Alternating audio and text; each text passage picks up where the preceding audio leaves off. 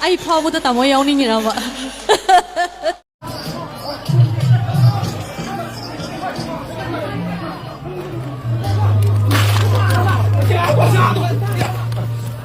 aduga hujik marak tuga karan taba hanama yawe bako ado aina di myam committee na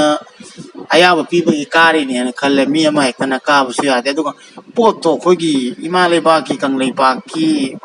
akhoi manipur gi sei do salak podo adu tei duga mamak ta mai ka mullaga mayam su yeng minas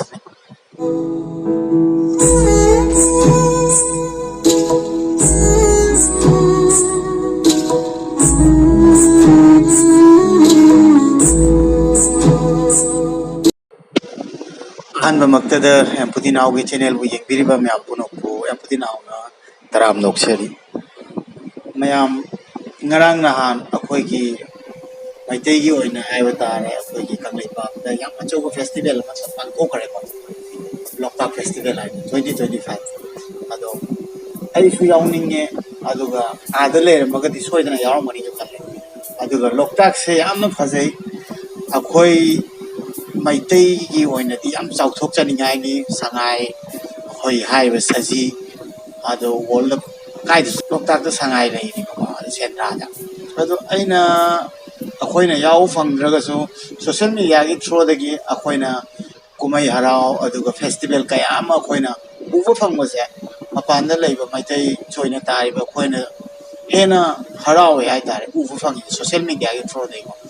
aduna yaw mak natraga so akoina dman uba se am nungai tare aduga akoi khaktana natte social media ji di puno na pai ni ko adudai duga akoi maitai gi nungai ba afaba yi hai nungai aduga sakhattaba katukaran oiraga di ikai akoi ji sop ai di amata oibanina akoi je I masel oibanina adamana akoi da thokpa akoi video oramina nungai taba nokna fam oiba aduga sakhattaba kai ma thokpa ja si am nungai ta ai ta aduna aina thokaningdaba haragadi mayam sudum thokaningdaba oramgani ana khalle samna haibada thaban chongmada su aina hanak sapada su akoi gi keno gi lilong chajingda thaban chongba yi kanda akoi gi group ani khanare aduga mafam adudagi mi do khanabada chawthore ame adu nungai te siguma se thokhaningde karigino haibada khangde akoi gi chininau masen akoi maiti masen ja sunga khana ningde hai tare kauna da ba nungai na da bole ga suga kauna da ba yeng na da ba aduna tabida khana ningde hai tare hujik akoina atopana akoida attack to matam na de akoina amata oiraga muknari hujik atopa jati ne attack to raga de akoi masen khana bai mom tawraga di fajade da na ba aduga jo mari le nei aina hujik wari harek to cha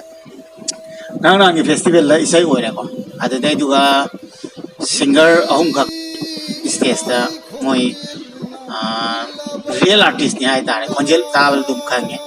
hujik so yam saknai ba kaunari ba ngata ne ko ming ahum kadana khangdraga so aina khangi hai tare moi ure ado sister me amna sakpo konjel luga aduga hujik marak tuga karan taba hanama yawe ba ado aina di myam committee na ayaba piba gi kari ni ana khalle mi ama hekana ka bu sia de aduga poto khogi imale ba ki kanglei ba ki akhoi gi manipur gi sei do salak podo adu tei duga mamak ta mai ka mullaga mayam su yeng minas full video ne aina hapak to je mate marang na te stage ge do makoi khangani ai tare ai jo hujiki hai ba discovery channel do facebook page gi phangmane adu ge lok so ga ina apcharapan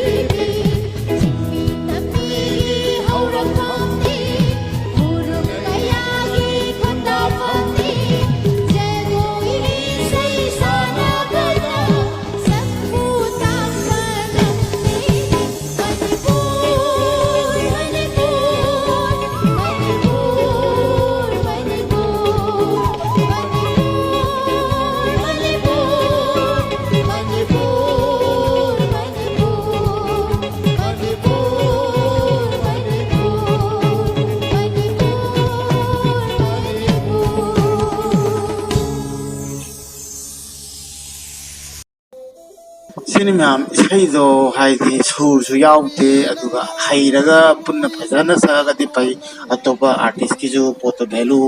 ꯌꯥꯎꯗꯕ ꯇꯧꯅ singer ꯍꯥꯏꯁꯦ ꯌꯥꯝꯅ artist ꯍꯥꯏꯁꯦ ꯑꯋꯥꯡꯕ ꯊꯥꯛꯇ ꯑꯩꯈꯣꯏꯅ ꯊꯝꯕꯤꯒꯗꯕꯅꯤ ꯍꯥꯏꯅ ꯈꯜꯂꯦ ꯑꯗꯨꯅ ꯃꯈꯣꯏꯒꯤ ꯄꯥꯔꯐꯣꯝ ꯇꯧꯕ ꯃꯇꯝꯗ ꯑꯩꯈꯣꯏ ꯖꯒꯣꯏ ꯁꯥꯕꯅ ꯖꯒꯣꯏ ꯁꯥꯏ ꯖꯒꯣꯏ ꯁꯥꯔꯤꯉꯩꯗ ꯑꯩꯅ ꯃꯔꯛꯇ ꯐꯔꯛ ꯇꯥꯁꯟꯕꯒꯨꯝꯕꯗꯨꯗꯤ ꯄꯣꯠꯇꯣ ꯚꯦꯂꯨ ꯌꯥꯎꯍꯟꯗꯦꯗꯅꯀꯣ ꯑꯗꯣ ꯑꯩꯈꯣꯏꯒꯤ ꯏꯆꯤꯟ ꯏꯅꯥꯎꯁꯤꯡ ꯁꯨꯃꯥꯏꯅ ꯃꯇꯨꯡ ꯃꯅꯥꯎ ꯊꯣꯛꯍꯟꯅꯤꯡꯗꯦ ꯍꯥꯏꯇꯥꯔꯦ ꯌꯥꯝ ꯆꯥꯎꯅ ꯁꯨꯃꯥꯏꯅ ꯑꯩꯈꯣꯏꯒꯤ ꯂꯣꯛꯇꯥꯛ ꯐꯦꯁꯇꯤꯚꯦꯜꯅꯤ ꯍꯥꯏꯅ ꯇꯧꯔꯒ ꯑꯩꯈꯣꯏ ꯂꯣꯏꯅꯃꯛꯅ ꯁꯣꯁꯤꯌꯦꯜ ꯃꯦꯗꯤꯌꯥꯗ ꯌꯦꯡꯉꯛꯏꯅꯤ ꯑꯗꯨꯅ ꯃꯌꯥꯝꯅꯁꯨ ꯌꯦꯡꯉꯛꯄ ꯀꯥꯟꯗ ꯀꯩꯅꯣ ꯁꯤꯡꯒꯔ ꯐꯖ ꯐꯖꯕ ꯑꯍꯨꯝꯁꯤ ꯁꯛꯑꯀꯥꯟꯗ ꯑꯍꯟꯁꯤꯅ ꯆꯪꯉꯒ ꯈꯣꯟꯖꯦꯜꯁꯨ ꯁꯨꯔꯁꯨ ꯇꯥꯜꯁꯨ ꯌꯥꯎꯗꯕꯤꯗ ꯑꯗꯨꯅ ꯑꯩ ꯀꯀꯥꯗꯨꯒ ꯏꯁꯩ ꯁꯛꯄ ꯍꯩ ꯍꯩꯇꯦ ꯍꯥꯏꯕꯒꯤ ꯁꯥꯎꯕ ꯅꯠꯇꯕ ꯄꯣꯠꯇꯣ ꯏꯆꯥ ꯏꯆꯟꯁꯤꯡꯗꯨꯅ ꯁꯛꯆꯔꯤꯕꯗꯣ ꯑꯩꯈꯣꯏ ꯕꯤꯠꯇꯣ ꯑꯩꯈꯣꯏꯅ ꯏꯃꯥ ꯂꯩꯕꯥꯛꯀꯤ ꯏꯁꯩ ꯅꯨꯡꯁꯤꯕ ꯑꯃ ꯑꯩꯈꯣꯏꯅꯁꯨ ꯇꯥꯔꯒ ꯅꯨꯡꯉꯥꯏꯔꯤꯕ ꯃꯇꯥꯡꯗꯨꯒ ꯄꯣꯠꯇꯣ ꯚꯦꯂꯨ ꯌꯥꯝ ꯊꯤꯅ ꯌꯥꯎꯗꯕ꯭ꯔꯥ ꯑꯗꯨꯒ ꯈꯤꯇꯪ ꯂꯦꯝꯗꯕꯩ ꯃꯑꯣꯡ ꯎꯕꯗꯧꯅ ꯇꯧꯋꯤ ꯍꯥꯏꯇꯥꯔꯦ ꯁꯤ ꯃꯌꯥꯝꯅ ꯌꯥꯅꯤꯡꯉꯤ ꯌꯥꯅꯤꯡꯗꯦ ꯑꯝꯇ ꯍꯥꯏꯕꯤꯌꯨ ꯑꯩꯒꯤꯔꯣꯝꯗꯩꯗꯤ ꯐꯖꯗꯦ ꯌꯥꯅꯤꯡꯗꯦ ꯍꯥꯏꯅ ꯁꯨꯃꯥꯏꯅ ꯊꯣꯛꯍꯟꯅꯤꯡꯗꯦ ꯑꯗꯨꯅ ꯑꯗꯨꯃꯥꯏꯅ ꯌꯥꯔꯒꯗꯤ ꯄꯪꯀꯥꯗ ꯀꯥꯔꯅꯤ ꯏꯁꯇꯦꯖ ꯑꯗꯨꯒ ꯄꯪꯇꯧꯗ ꯇꯧꯔꯅꯤ ꯑꯗꯨꯕꯨ ꯍꯣꯏ ꯀꯩꯅꯣꯝꯃꯗꯤ ꯁꯣꯏꯗꯅ ꯈꯪꯅ ꯆꯥꯅꯕ ꯑꯣꯏꯔꯝꯒꯅꯤ ꯑꯗꯨꯅ ꯑꯌꯥꯕ ꯐꯪꯗꯨꯅ ꯑꯍꯟ ꯑꯗꯨꯅ ꯀꯥꯔꯤꯅꯤ ꯍꯥꯏꯇꯥꯔꯦ ꯃꯊꯪꯗꯗꯤ ꯁꯨꯃꯥꯏꯅ ꯐꯦꯁꯇꯤꯚꯦꯜ ꯊꯣꯛꯀꯥꯟꯗ ꯃꯌꯥꯝ ꯄꯨꯝꯕꯅ ꯌꯦꯡꯉꯛꯄꯅꯤꯅ ꯑꯩꯈꯣꯏ ꯃꯩꯇꯩꯒꯤ ꯄꯣꯠꯁꯦ ꯈꯤꯇꯪ ꯋꯤꯛ ꯑꯣꯏꯅ ꯎꯏ ꯍꯥꯏꯇꯥꯔꯦꯀꯣ ꯑꯗꯨꯒ ꯃꯊꯪꯒꯤꯁꯤꯅ ꯑꯩꯅ ꯍꯥꯄꯛꯇꯣꯏ ꯚꯤꯗꯤꯑꯣꯁꯤꯅ ꯑꯩꯅ ꯎꯕꯗ ꯊꯦꯡꯅꯕꯅꯦ ꯑꯩꯈꯣꯏꯒꯤ ꯐꯦꯁꯕꯨꯛꯇ ꯚꯤꯗꯤꯑꯣꯁꯦ ꯑꯩꯈꯣꯏ ꯂꯣꯛꯇꯥꯛ ꯐꯦꯁꯇꯤꯚꯦꯜꯅꯤ ꯍꯥꯏꯔꯒ ꯄꯥꯈꯪ ꯃꯆꯥꯁꯤꯡ ꯏꯆꯤꯜ ꯏꯅꯥꯎꯁꯤꯡ ꯏꯟꯈꯠꯂꯛꯄꯁꯤꯡꯁꯤꯅ ꯄꯪꯀꯥꯎꯁꯨ ꯀꯥꯎꯅꯩ ꯄꯪꯐꯨꯗ ꯐꯨꯅꯩ ꯃꯌꯥꯝꯁꯨ ꯌꯦꯡꯅꯔꯁꯤ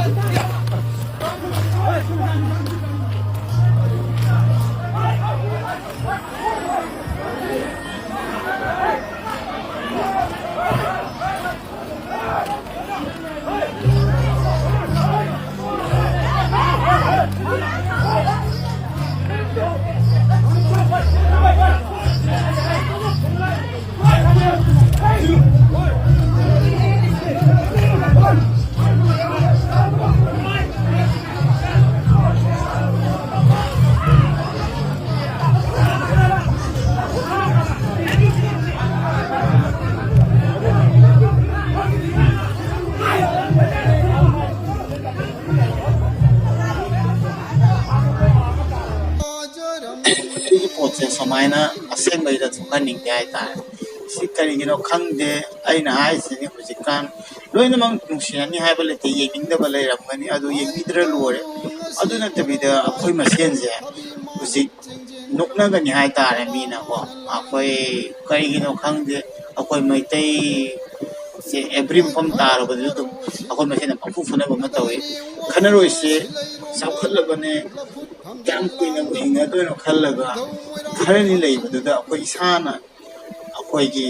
ꯆꯥꯎꯈꯠꯅꯕ ꯖꯥꯇꯤꯁꯦ ꯑꯗꯨꯒ ꯅꯨꯡꯁꯤꯅꯕ ꯇꯤꯟꯅꯕ ꯄꯨꯟꯁꯤꯟꯕ ꯑꯗꯨꯒ ꯑꯩꯈꯣꯏꯁꯦ ꯌꯨꯅꯤꯇꯤ ꯀꯃꯥꯏꯅ ꯄꯨꯔꯛꯀꯅꯤ ꯁꯝꯅ ꯍꯥꯏꯔꯕꯗ ꯁꯤ ꯂꯩꯀꯥꯏꯗꯤ ꯑꯗꯨ ꯂꯩꯀꯥꯏ ꯆꯠꯂꯦ ꯏꯁꯥꯒꯤ ꯃꯐꯝ ꯉꯥꯛꯇꯅꯤ ꯈꯟꯕ ꯑꯗꯨꯒ ꯅꯣꯏꯒꯤ ꯑꯗꯣꯝꯂꯣꯝꯗ ꯅꯣꯏꯒꯤ ꯃꯣꯏꯔꯥꯡꯂꯣꯝꯗ ꯅꯣꯏꯒꯤ ꯑꯗꯨ ꯑꯗꯥ ꯅꯣꯏ ꯊꯧꯕꯥꯜꯂꯣꯝ ꯑꯗꯨꯃꯥꯏꯅ ꯇꯧꯗꯕꯤꯗ ꯅꯣꯏꯒꯤ ꯑꯁꯥꯝ ꯅꯣꯏꯒꯤ ꯍꯣꯖꯥꯏꯔꯣꯝ ꯑꯗꯨꯒꯨꯝꯕꯗꯣ ꯑꯝꯇ ꯂꯩꯅꯗꯕꯤꯗ ꯑꯩꯈꯣꯏꯁꯦ ꯑꯃꯠꯇꯅꯤ ꯈꯜꯂꯒ ꯑꯁꯦꯡꯕ ꯋꯥꯈꯜꯂꯣꯟꯁꯦ ꯑꯇꯣꯞꯄ ꯖꯥꯇꯤꯗꯤ ꯄꯨꯔꯛꯄ ꯉꯝꯃ ꯑꯩꯈꯣꯏ ꯀꯩꯗꯧꯕꯩ ꯉꯝꯃꯣꯏꯗꯣꯏꯅꯣ ꯁꯤꯅꯤꯕ ꯑꯗꯨꯅ ꯏꯆꯤꯜ ꯏꯅꯥꯎꯁꯤꯡꯗ ꯍꯥꯏꯔꯤꯁꯦ ꯁꯣꯛꯄ ꯄꯟꯕ ꯌꯥꯎꯅꯒꯅꯤ ꯑꯗꯣꯝ ꯑꯗꯣꯝꯅ ꯈꯟꯅꯔꯤꯕꯗꯣ ꯀꯅꯥꯒꯨꯝꯕꯩ ꯃꯆꯥꯅꯤ ꯀꯅꯥꯒꯨꯝꯕꯩ ꯃꯕꯨꯡ ꯃꯧꯄ꯭ꯋꯥꯅꯤ ꯀꯅꯥꯒꯨꯝꯕꯩ ꯃꯄꯨꯔꯣꯏꯕꯁꯨ ꯑꯣꯏꯗꯣꯏꯅꯤ ꯑꯗꯨꯅ ꯑꯩꯉꯣꯟꯗ ꯁꯣꯛꯑꯗꯤ ꯌꯨꯝꯗ ꯄ꯭ꯔꯣꯕ꯭ꯂꯦꯝ ꯑꯣꯏꯅꯤ ꯃꯉꯣꯟꯗ ꯁꯣꯛꯑꯁꯨ ꯑꯣꯏꯅꯤ ꯑꯗꯨꯅ ꯂꯣꯏꯅꯃꯛꯁꯦ ꯑꯍꯟꯁꯤꯡꯅꯗꯤ ꯀꯩꯁꯨ ꯈꯟꯅꯍꯟꯅꯤꯡꯗꯦ ꯑꯗꯣ ꯅꯣꯏꯅ ꯅꯨꯡꯉꯥꯏꯔꯣ ꯂꯥꯡꯉꯣ ꯑꯗꯨꯗꯩꯗꯨꯒ ꯅꯤꯁꯥ ꯄꯤꯁꯥ ꯆꯥꯗꯅ ꯒ꯭ꯌꯥꯟ ꯃꯦꯟ ꯇꯥꯗꯅ ꯏꯆꯤꯜ ꯏꯅꯥꯎ ꯍꯥꯏꯅ ꯐꯨꯅꯕꯤꯒꯅꯨ ꯃꯤꯅ ꯅꯣꯛꯅꯈꯤꯅꯤ ꯑꯩꯈꯣꯏꯗ ꯌꯦꯡꯊꯤꯅ ꯂꯩꯔꯕ ꯍꯧꯖꯤꯛ ꯖꯥꯇꯤ ꯈꯪꯕꯤꯔꯤꯗꯨꯅꯤ ꯍꯥꯏꯅ ꯍꯥꯏꯗ꯭ꯔꯁꯨ ꯃꯣꯏꯁꯨ ꯅꯣꯛꯅꯈꯤꯅꯤ ꯍꯥꯏꯇꯥꯔꯦ ꯑꯗꯨꯒꯤ ꯄꯥꯡꯒꯟꯗꯣ ꯃꯣꯏꯒ ꯑꯣꯏꯅ ꯌꯦꯛꯅꯕꯒꯤꯗꯃꯛꯇ ꯊꯝꯁꯤ ꯑꯗꯨꯒ ꯑꯩꯈꯣꯏ ꯃꯊꯧ ꯇꯥꯔꯀꯥꯟꯗ ꯃꯣꯏꯒꯤꯗꯃꯛꯇ ꯑꯣꯏꯅ ꯊꯝꯁꯤ ꯑꯩꯈꯣꯏ ꯃꯁꯦꯟꯗ ꯄꯨꯊꯣꯛꯅꯔꯣꯏꯁꯤ ꯑꯗꯨꯒꯤ ꯄꯥꯡꯒꯟꯗꯣ ꯑꯗꯨꯝꯇꯪ ꯍꯥꯏꯅꯤꯡꯉꯤ ꯏꯆꯤꯜ ꯏꯅꯥꯎ ꯃꯌꯥꯝꯅ ꯑꯗꯨꯃꯥꯏꯅ ꯐꯦꯁꯇꯤꯚꯦꯜ ꯐꯪꯁꯟ ꯑꯣꯏꯕ ꯃꯐꯝ ꯈꯨꯗꯤꯡ ꯈꯠꯅ ꯆꯩꯅ ꯇꯧꯔꯒꯗꯤ ꯑꯩꯈꯣꯏ ꯀꯃꯥꯏꯅ ꯆꯥꯎꯈꯠꯂꯛꯀꯅꯤ ꯑꯗꯨꯒ ꯃꯩꯇꯩ ꯑꯣꯏꯕ ꯁꯃꯥꯖꯁꯦ ꯏꯃꯥ ꯏꯕꯦꯜꯈꯩꯁꯨ ꯊꯣꯛꯄ ꯀꯤꯅꯔꯛꯀꯅꯤ ꯀꯌꯥꯝ ꯁꯦꯟꯅꯗꯣꯏꯅꯣ ꯑꯗꯨꯒ ꯑꯁꯣꯏ ꯑꯄꯟ ꯐꯠꯇ ꯅꯨꯡꯗꯣ ꯊꯕꯛ ꯍꯥꯏꯗꯤ ꯁꯝꯅ ꯍꯥꯏꯔꯕꯗ ꯋꯥꯟꯊꯕ ꯁꯤꯕ ꯌꯥꯎꯅꯔꯐꯥꯎꯗ ꯀꯅꯥ ꯃꯥꯡꯖꯒꯅꯤ ꯑꯗꯨꯅ असमायना थोकनिंगदे फेस्टिवल अम ओरगदे प्रॉपर स्ट्रिक्टली अखोगी गार्ड तगी कई सिक्योरिटी टाइट तौरगा असमायना खना चेबदे थोखलिंगदे अदुगा अखोई इसागी मैतेगी ओइबा दबाई अचो फेस्टिवल ओइ काना संगाई फेस्टिवल खंगदे एवरी फेस्टिवल ओइ काना नुंगाइना अखोई सोशल मीडिया दा मपाना तारिबा अखोई सोशल मीडिया येंगसिरक्तुनी अदुगा असमायना थोलकपदे अखोई इकाइजे अदुना थोखनिंगदे चाखोटपो ओइ मिनासि हेना चाखोटपसु ओइबिउ ꯑꯗꯨꯝꯇꯪ ꯍꯥꯏꯖꯅꯤꯡꯉꯤ ꯍꯥꯏꯇꯥꯔꯦ ꯁꯤꯃꯇꯪ ꯍꯥꯏꯔꯒ ꯑꯩ ꯉꯁꯤ ꯚꯤꯗꯤꯑꯣꯁꯦ ꯉꯁꯤ ꯃꯇꯥꯡ ꯂꯣꯏꯁꯤꯟꯖꯔꯒꯦ ꯑꯩꯒꯤ ꯄꯨꯛꯅꯤꯡꯗ ꯂꯩꯔꯝꯕ ꯈꯔ ꯑꯩꯅ ꯁꯣꯁꯤꯌꯦꯜ ꯃꯤꯗꯤꯌꯥꯒꯤ ꯊ꯭ꯔꯨꯗꯒꯤ ꯃꯌꯥꯝ ꯊꯝꯖꯕꯅꯤ ꯃꯌꯥꯝꯁꯨ ꯀꯔꯤ ꯈꯟꯕꯤꯒꯦ ꯑꯩꯅ ꯍꯥꯏꯕꯁꯤ ꯃꯇꯥꯡ ꯃꯌꯥꯝꯒꯤ ꯁꯨꯝ ꯃꯣꯠ ꯊꯝꯕꯤꯔꯝꯃꯨ ꯑꯗꯨꯅꯤ ꯃꯊꯪ ꯚꯤꯗꯤꯑꯣꯗ ꯑꯃꯨꯛ ꯊꯦꯡꯅꯔꯁꯤ ꯉꯁꯤꯒꯤꯗꯃꯛꯇꯗꯤ ꯌꯥꯏꯐꯔꯦ